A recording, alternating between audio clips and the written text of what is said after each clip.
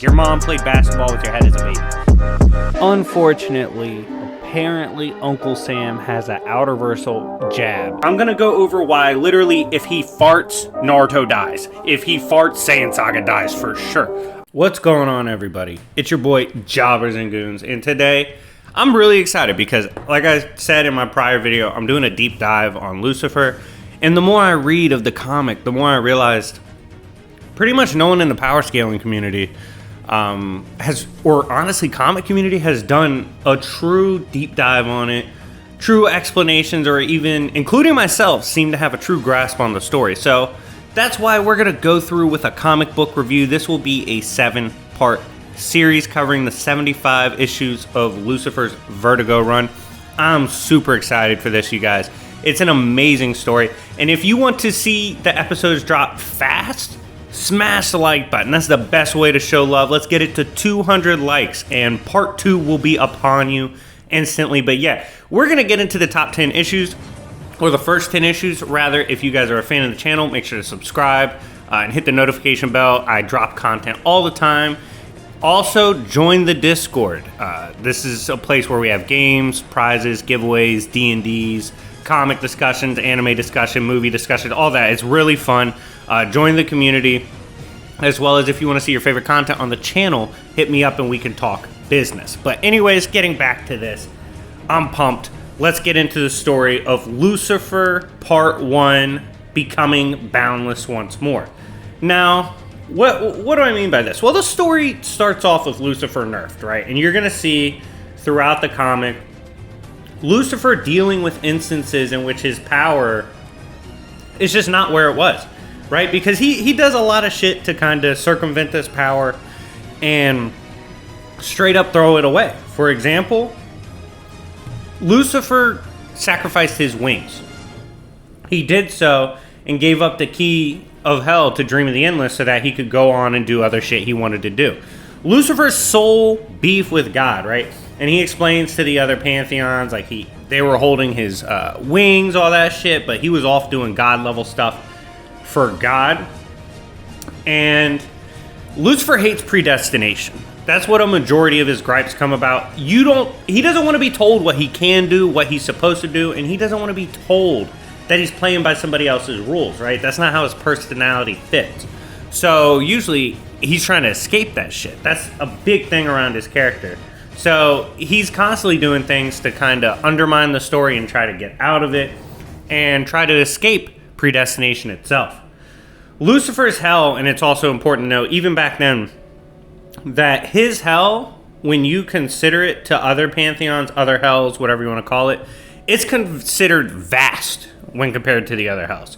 I want you to remember that for later in the story when we discuss the House of Windowless Rooms, Susano, Izanami, all these characters, right? By the way, amazing storytelling how they brought in the other pantheons. But like I said, Lucifer was dealing with shit, and he straight up admits to Mazikeen and others, he's like, look, sometimes I be making moves for God himself, you know, for as powerful as God is, y'all gotta respect how fucking capable I am. I'm so capable, God sends me to do shit, you know, like I actually get shit done for my pops, right? His pops obviously being the presence. And he just basically explains, you know, people don't get the respect that I deserve for the shit I do for God and the fact that I'm a legitimately useful asset to heaven. Right? I'm not just some throwaway. We then get to Melios the Angel. One of the more interesting characters in this run because he's constantly dealing with bullshit. So he's essentially an angel that's been recording all of history. He almost like has a pseudo version of Destiny of the Endless Book, where he has an entire library just dedicated to the stories that take place within creation. And he records Lucifer, works closely with things that interest Lucifer, and he even remarks that, you know, Lucifer is a being of not just extreme confidence, but of real confidence. And what I mean by that is Lucifer never thinks he's going to lose. Lucifer always thinks he's got the bag secured. Like when he went to war with God, Lucifer was confident he was going to win. He had no doubt that like he could beat God in a war. That's the kind of character you're dealing with. I had someone comment, yo, why do you seem so happy Lucifer took a L in my last video? I said, I'm not happy. But if you read the story at all, you know Lucifer's a dickhead. Like, he's an amazing character, great story, but he's one of those characters where you kind of got to accept his nature is to be a jackass, right? Like, that's what makes him him, but he's a jackass. Constantine's a jackass. I'd argue Lucifer's an even bigger jackass. And he's constantly threatening people, doing hood rat shit to them if they don't give him what he wants. He's a menace, right? And he goes to Melios, he says, look, bitch, I got this form from God I'm investigating, right? And I'm trying to see what the vibes are. So you're going to tell me what's going on with your cards, the Basanos. Now, the Basanos, like, I kind of, or the Basanos, however the fuck you say it, I made a video, or briefly talked about them in my last Lucifer video, which obviously, shameless plug, you should go watch after this.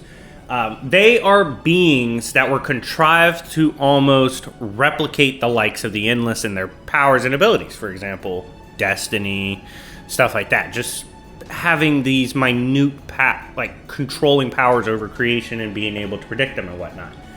They are powerful enough that Lucifer's like, I need to consult them. I need to see the future from them. You know, I'm not currently in my bag right now. I'm getting back to my bag. I would like to see what's going on. I'm going to consult these cards. And Melios is like, yo, I don't want to show you the fucking cards because they're crazy. And Lucifer says, okay, then here's the deal, pussy. Either you get the cards ready for me, or I'm coming back tonight, and I'm using your entrails to tell my own future. How about that, bitch? And Melios is like, God, it's like working with the devil. I mean, it is working with the devil. And he has to basically bring these cards forward, even though he says, yo, I don't think I can trust this power anymore. Like, the Basanos are fucking broken. Lucifer's like, don't care, pussy, do it.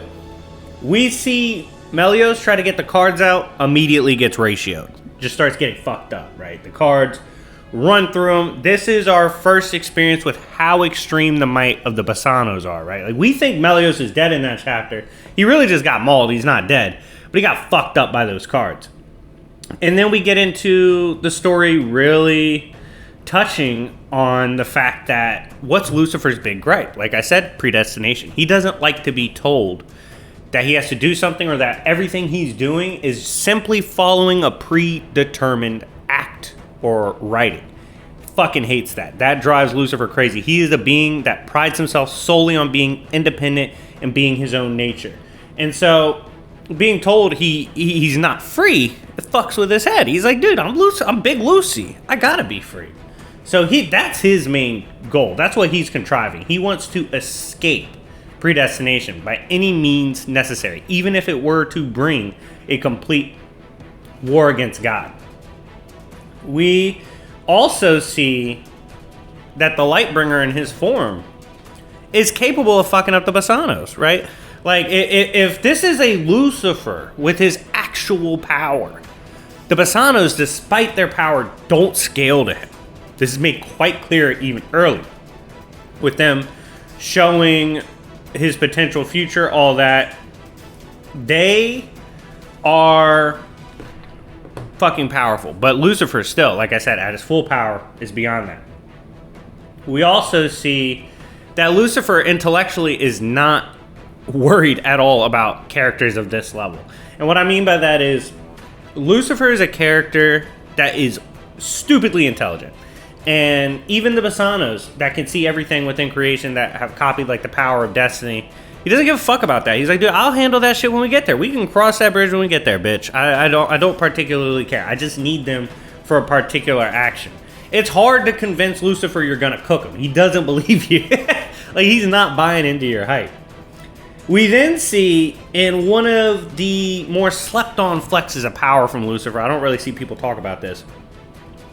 There was a box, right, that's made to contain the Basanos, to contain endless level characters. Lucifer's not even full power right now. You gotta remember, Lucifer's literally hurt. After he, proved he could bitch the cards if he has to, he tells Melios, like, look, you're sleeping on how strong I am. Like, you gotta understand. Like, I don't get, and this is funny, like, Lucifer's like, I don't get why you have any doubt I could cook. Like, I just don't get it. And he's like, yo, the Basanos escaped, all that. He's like, yeah, I know, that's why I'm here, dummy. I'm gonna go get them. And then he crushes the box casually. Just crushes it barehanded, just to remind Melios who he's dealing with. And these same cards, when he's informed that they fucked up Melios, he's like, all right, I don't care, Melios. You should have been tougher. You should have been a big boy, and you weren't. So you got big boyed. That's what it is. I'm not gonna get big boyed. Despite the complaints from Melios, the belief from Melios that this is a fucking mistake, don't do that, he goes with it. He does it anyway. He was like, fuck you, Melios, I'm a cook. And he was mad, right? That's why I said Lucifer's a jackass. Y'all were asking why I don't care if he gets beat up. Well, I'm going to show you why. Melios is doing all he can to help Lucifer, right? He's doing all he can. He got beat up by a fucking broken conceptual power. Okay, it happens. Lucifer left, and since Melios pretty much failed him, all the books that Melios was writing, his essential, like, destiny-type library, starts bleeding. The books start bleeding. Lucifer can casually, even when not at full power, make ideas, thoughts, words, all these things bleed. Just die. He starts killing them. Crazy. Just a crazy flex of power. And then at the end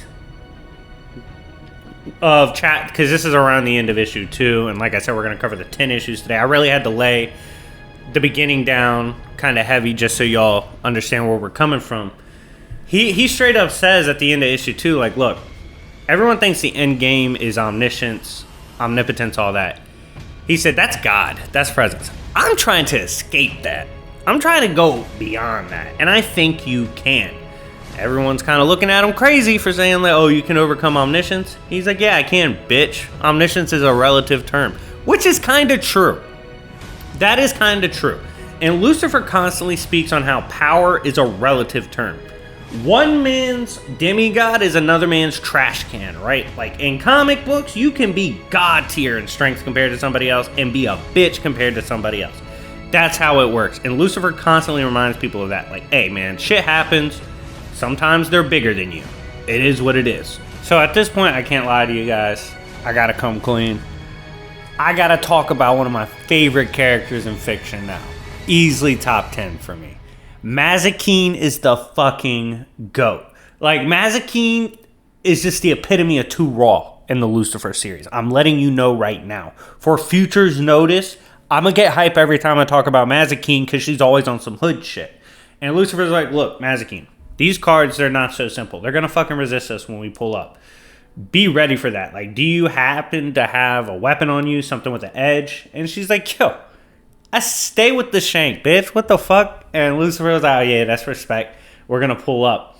And this is when we shift over to the cards, right? And we see it's displayed that these cards, when they manifest in this host, right? They've taken a host because, spoilers, they're going to want to have a future offspring of the Basanos. And they will do so by manifesting through the child. But getting back to this, these cards give the same exact feeling presence or God felt in making creation. That kind of euphoric peak power. That's what it gives. Now keep that in mind. Keep that display of power and memory in mind. And then look back to what Lucifer says, right? Lucifer pulls up with Mazikeen. He's like, yo, me and my bitch are here. What's good? And the Basanos, obviously, they have mad confidence in their power. But Lucifer's like, I don't give a shit how strong y'all think you are. That shit's pussy. Like, we're here for the hands. We can get through. We can, like, cut the cool charades out. It's time to scrap. And they begin battling and trying, at least, to battle Lucifer and Mazikeen. This is kind of funny because the cards, for as strong as they are, they're not confident they can fuck with Lucifer. They outright say, like, yo, even though he's weakened, I don't think we can just attack him head on. And they're not quite sure how to scrap with Lucifer and Mazikeen. I mean, I'm gonna be real. Can you blame them? Big Mazikeen is there. That bitch is down for whatever. I'd be scared to rumble too. And so we see at one point one of the cards gets stabbed, the Lifebringer card. And that's important to note later. But regardless, these cards, they don't win, right? They're not able to beat Lucifer. Lucifer's like, okay, we've settled this. Like, how are we gonna get out of this? And they make a deal with Lucifer, essentially. Lucifer's like, yo, you guys lost. I'm not sure if I'm gonna pardon you guys. And as a result, you need to just run the hands on the future. Now, the interesting thing, right? Even though the cards obviously are plotting on his downfall, they don't think he'll be the GOAT or whatever. They think they can beat him, and that literally becomes a storyline that's epic. I briefly touched on it in a prior Lucifer video, but regardless, they seem to predict, and they seem to tell Lucifer that, yo, Big Luce, Loosey Goose, just letting you know, big dog, you are likely going to overcome God. That seems to be the underlying message. Like, God will be overcome through whatever venture and pursuit of power Lucifer's on. And he's like, all right, bet. I'm not too mad at the fucking predictions, you know. It seems like I'm gonna cook. We out this hoe. And they dip. And this is pretty funny because this is a testament to the will and mind of Lucifer. Despite him losing his divine purpose of being Lucifer, the Lord of Hell, despite him going on this adventure that's nerfed him, he's still one of the most dangerous beings to ever exist. He is still one of the strongest beings and most dangerous beings to exist. It doesn't matter. He's the light bringer. He's always going to have the drip. And now this is when we move on to a character that, for a lot of people that got into Vertigo and the Lucifer run, they fucking love this character. And you can see why pretty early, because her story's nuts. And this is Elaine Belloc. Who's Elaine?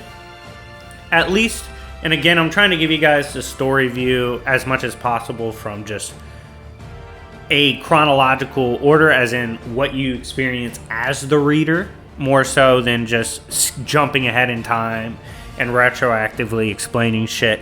But getting back to this, Elaine Belloc, in short, is a girl who, as we discover, have super powerful grannies.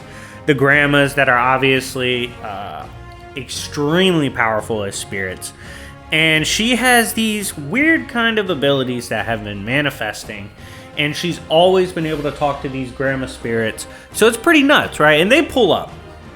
And they say, look, we actually need to talk to you, Elaine, because this is pretty fucking serious. Like, in the near coming future, there is a chance you could meet Lucifer.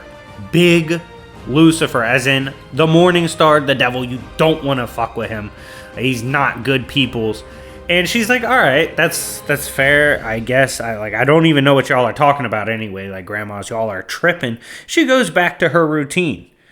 And then we see Elaine is actually, later on, about to get boloed. She was killing a horrible man.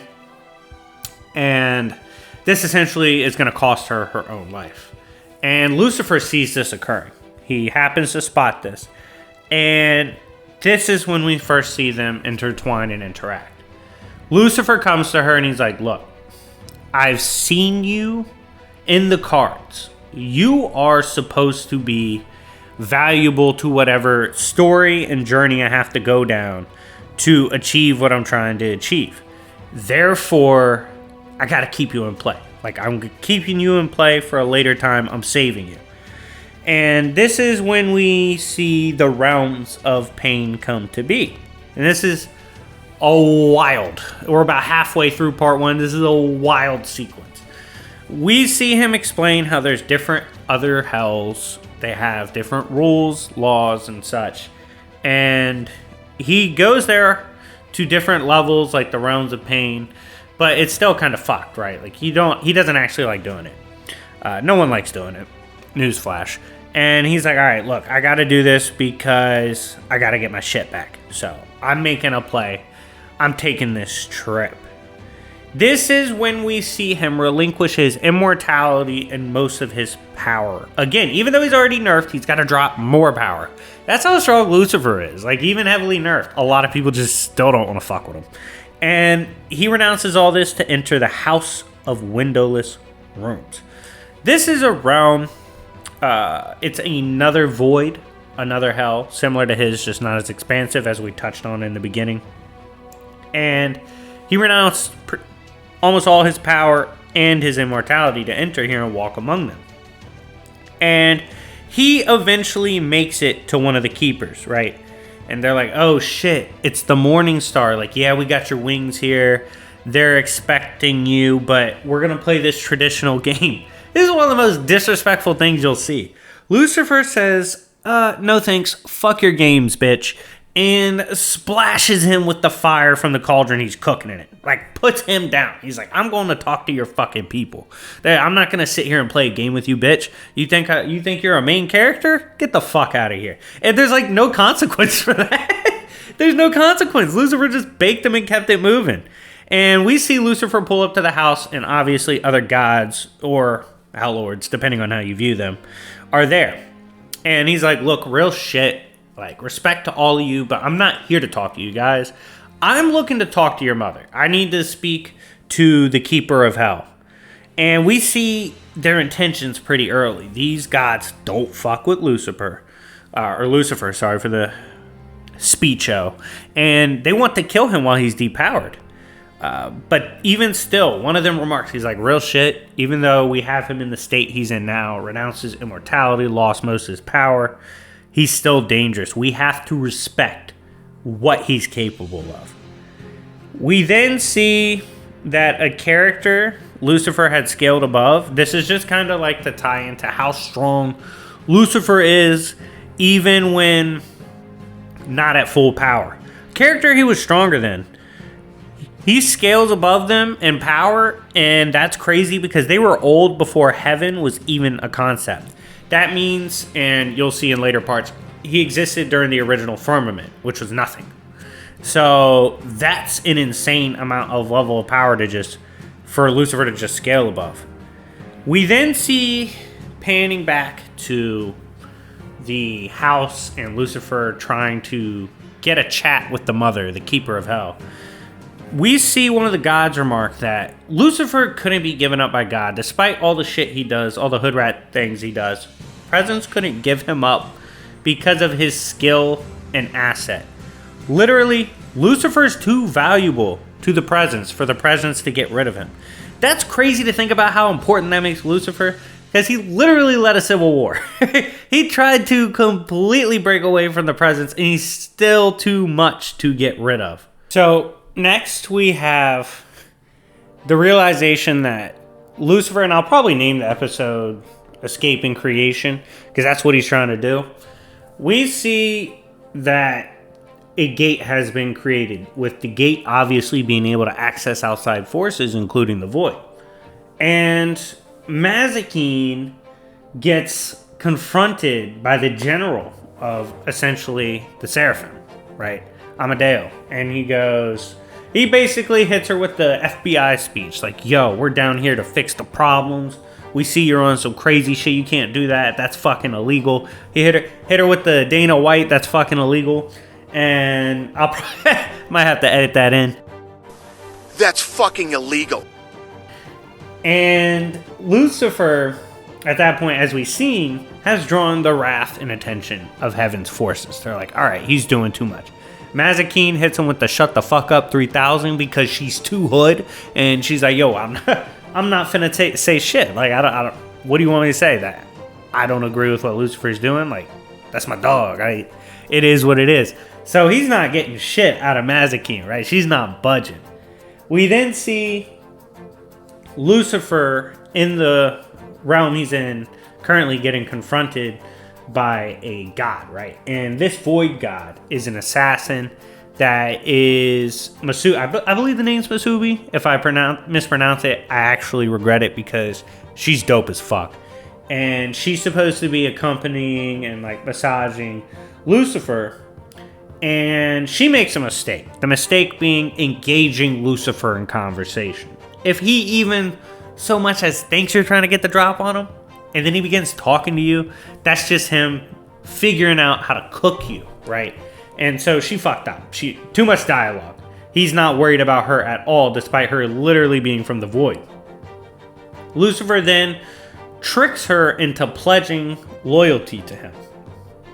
He literally tells her, like, yo, you're connected to this purpose. You actually hate that. You don't really fuck with your family here in terms of the other gods. I can give you freedom. I'm chasing independence. Just join me. She joins up. She's like, oh shit, Lucifer might be a W. And she joins up. And this is a funny moment because the void gods, like, I think it was Susano, Izanami, they're all sitting out there and they're like, yo, did that bitch kill him yet? And she had it. It was pretty obvious. They're like, yeah, we haven't seen the body. We haven't heard he's killed yet. And he goes, real shit, guys. That means we're probably cooked. And they're like, why? And they're like, because if you fucking talk to Lucifer, he won. That means he figured some shit. That's fucking Lucifer Morningstar. He's gonna bamboozle your bitch ass.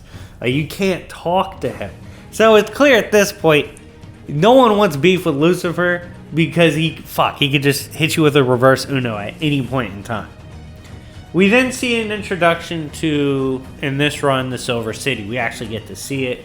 We see that the Silver City is a place that indeed was the birth of ideas and concepts like will. Logos exists there, which houses the voice of God, and this is where angels typically go to consult it. And we see that these gods have a weapon, essentially a weapon that's unblockable. I think it's called the Three-Named Sword. And this is supposed to be even strong enough to kill Lucifer. And the other gods are trying to tell them, like, look, real shit, his will mixed with his wit makes him just as capable as anyone bearing an unblockable weapon. Like, he's just as dangerous as you think you are, even though he's unarmed and depowered, because he's so fucking smart. That's when we see the rogue god pull up, right? He's like, you know what? Fuck tradition, all that. Lucifer's too disrespectful in this house. I'm pulling up on him regardless if I get fucking shadow banned from my own place. Like, this is... Fuck that. I'm getting my respect. Like, fuck this guy, I'm putting him down. He pulls up on Lucifer. Lucifer starts talking shit immediately. He's like, bro, if you're gonna swing.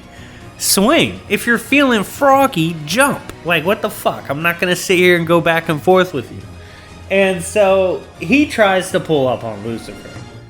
We see Lucifer hit him with wild juke moves. I'm talking saucing on that bitch. And it ended up causing the god to cut his own brother. That's right. They literally cut their own brother. It's fucked. They both got cooked because they tried to cook Lucifer. Oops. Now, we then see it cut back to Mazikeen, who is being attacked by literally creatures from the void itself, right? Like, they predate creation, they can end creation. They're trying to get back to the void, right?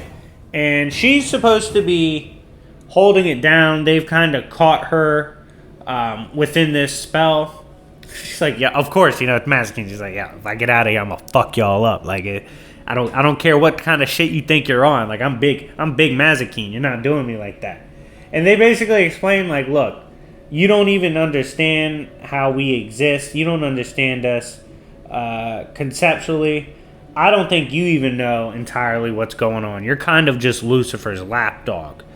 And Mazikeen didn't really know what to say. Like, what's she going to say? She's here to fight. She's not here to fucking talk. So then we get back to the confirmation that Lucifer absolutely styled on these brothers. I mean, it was an absolute wash. They folded each other, accidentally stabbed themselves. He talked his shit after. Get cooked. Get owned, right? Just get bullied. And this is when we see Lucifer pull off with the sword, start destroying the mounts, the horses of the void gods, walks up in that bitch and takes one of the kids, right? Takes one of the gods. He's like, look, either the fucking keeper of hell, the mom, the big mom, either this bitch speaks to me or her kid's getting put on a t-shirt. Like, you can have it whatever way. Regardless, it's only going down one of two. And of course, given that this is a Lucifer that's willing to do whatever, she can't go back and forth. Like, she's like, all right, I get it. So he's going to get that talk, right? He's going to get it. We then bounce back once more to the Shapeless. And we see why the Shapeless are even able to catch or stop someone like Mazikeen momentarily. These are, as confirmed, beings that are just trying to return to where they're from, the Void. This, in the Void, is where their true forms lie, and it allows them to just casually nuke creation. They're trying to go do some wild shit. There's some stupidly for as much as people gas up Lucifer as a character being strong, the characters in his run are fucking crazy. I could make videos on all of them. Let me know in the comment section down below after part 1 which character you want a video on the most out of all the characters you heard about so far.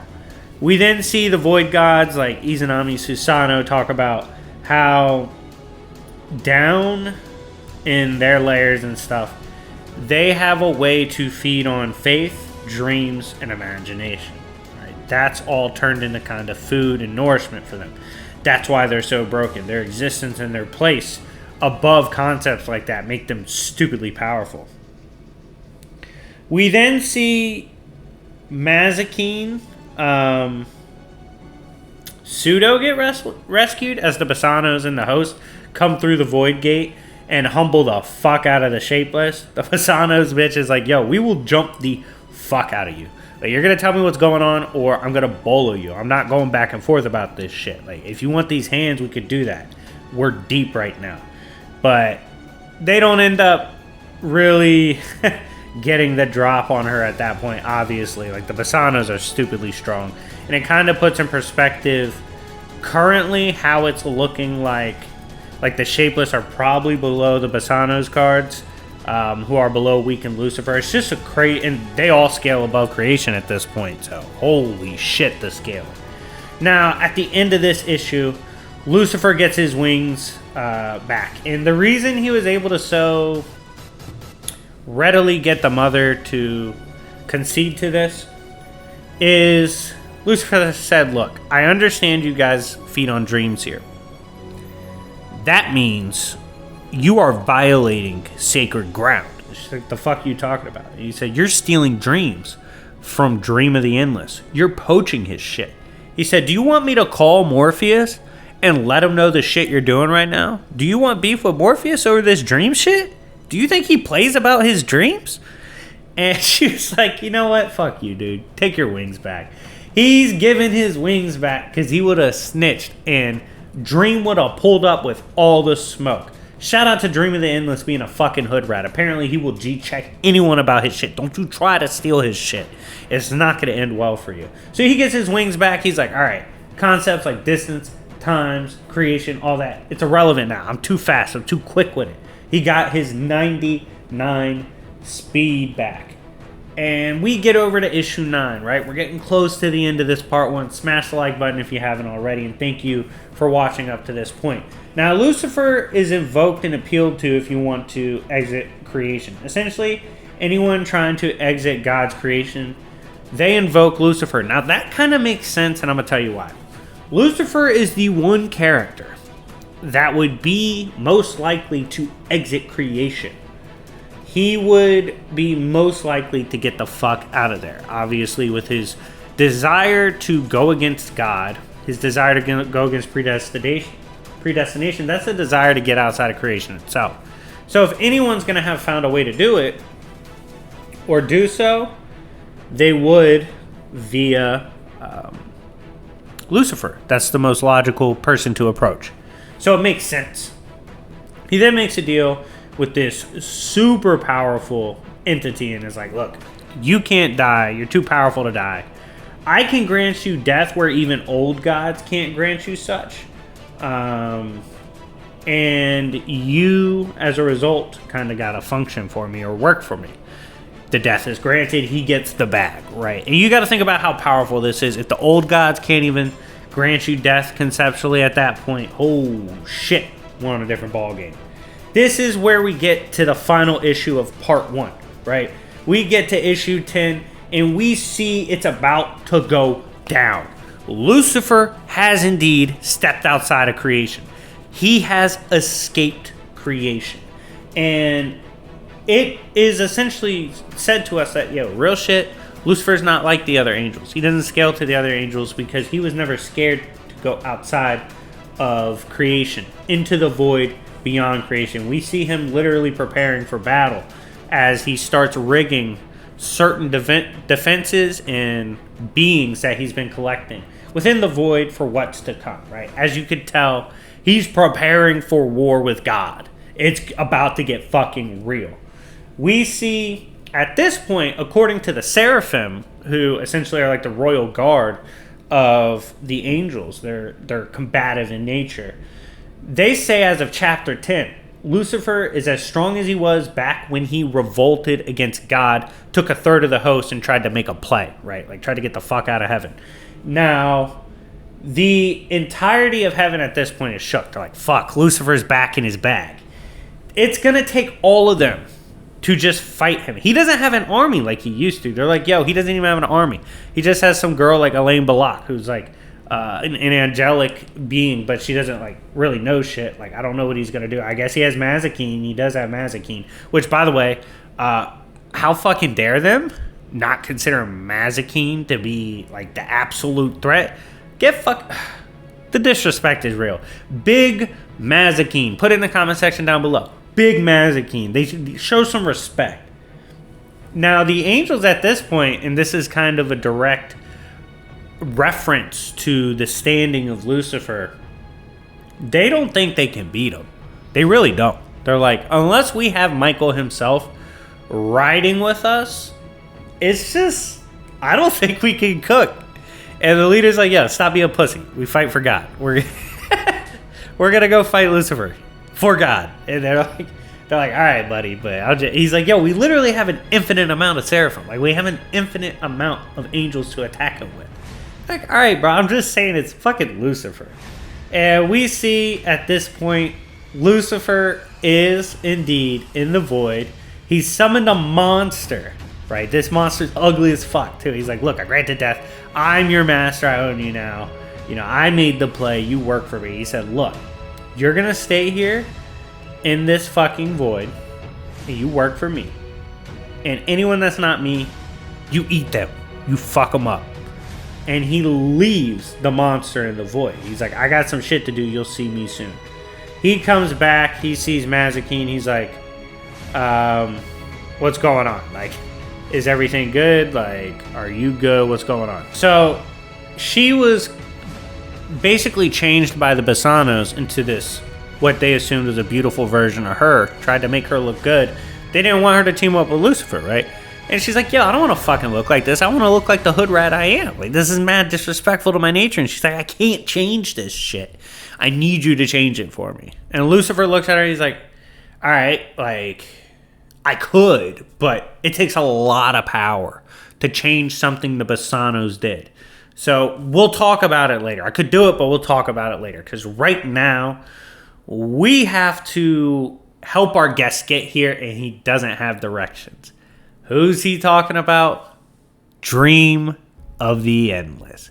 And with that is the end of part 1. Lucifer is getting his boundless power back, getting that stupid amount of power he has back, because he's going to war with heaven. He's preparing for the war with heaven as he plans to escape creation, which has not gone unnoticed. Let me know in the comment section down below what you guys think of this part 1.